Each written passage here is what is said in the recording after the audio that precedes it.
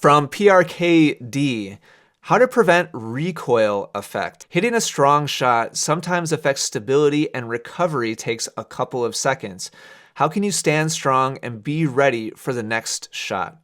So I'm pretty sure what PRK is talking about is like your opponent stresses you or stretches you. They hit a solid shot like to a corner and you're having to run to hit a forehand or run to hit a backhand. And a lot of times it takes a little bit of time to bounce back and be ready for the next shot when you've been stressed. There's a huge contrast between what most tennis players do and what the pros do. We're going to look at the pros as well in just a second. The pros build in recovery into their swing so that they save as much time as possible. If you burn a quarter of a second trying to get back to the middle, then the chances of hitting a good shot on the next ball go way down. And if it takes you a quarter of a second to recover from that shot, then the chances of you hitting a good shot on the next ball go down even further. And there's this negative kind of snowball effect that happens. Anybody ever feel that on the court where it feels like every ball just is harder and harder and harder? Well, it's probably because of your recovery footwork. So let's look at an example here of, this is somebody that I just worked with recently. And I'll go ahead and play this in full speed first so you get a feel for it. And then we'll break it down in slow motion so you can see what's happening.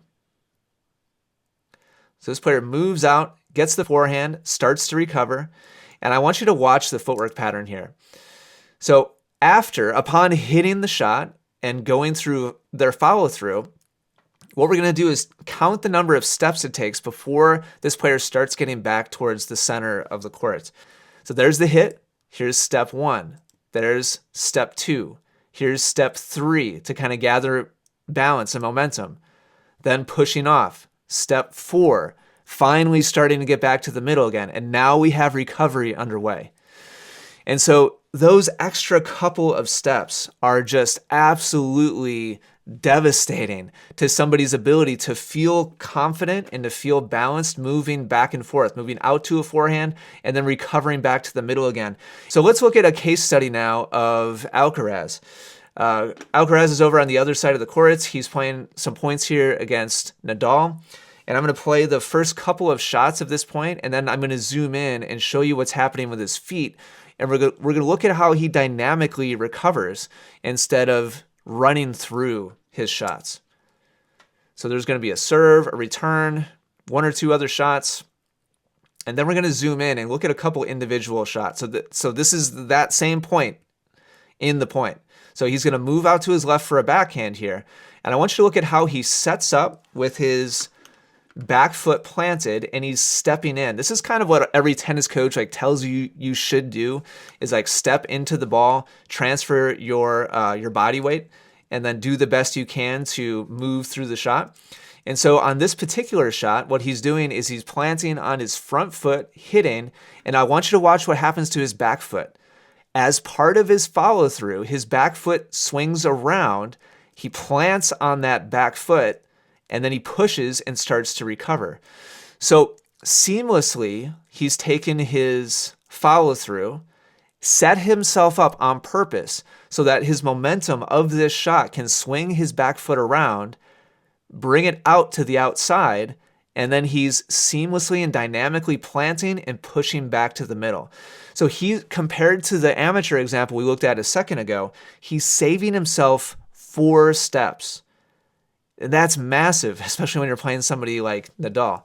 Okay, let's move to the next shot. So on this shot, he gets a little bit caught. He's moving back on this shot, and he's hitting after planting on his outside foot. So he's a right-handed player hitting a forehand, and his right foot is planting, and he's moving back through the shot. And watch how his left foot never really touches. He just kind of floats.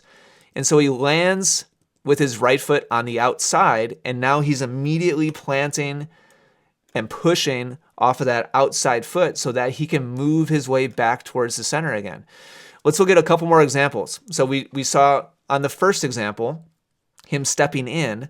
On this one, he was falling back. And now on this shot, he gets stressed out to the side. And again, he's planting on his front foot, but this time, instead of stepping into the court, he is stepping sideways. And so all his momentum is going sideways. But you'll see him purposefully and consciously again hit and rotate and pivot. This time it's done like super crazy athletically. He actually leaves the ground, and he's doing this on purpose so that he can plant on that outside foot, and watch how he seamlessly and dynamically pushes back.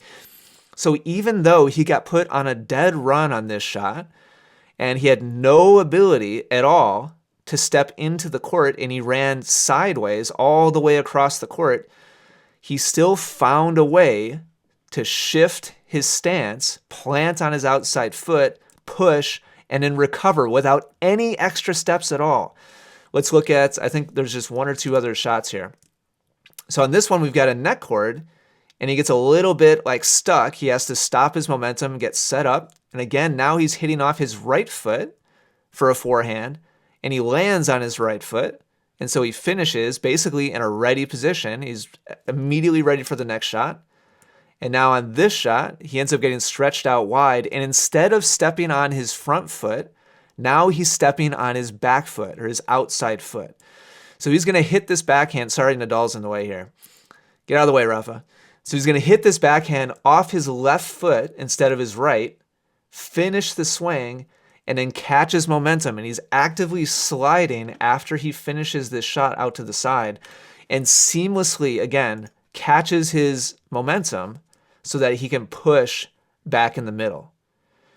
So we just saw 4 different patterns from Alcaraz, 4 different situations, 4 different responses, and in each of those 4 responses, he took 0 extra steps. So the pros obviously are like ridiculous athletes, and they've been training this since they were kids on purpose. And these different ways of doing it are things that you should be training at home as well.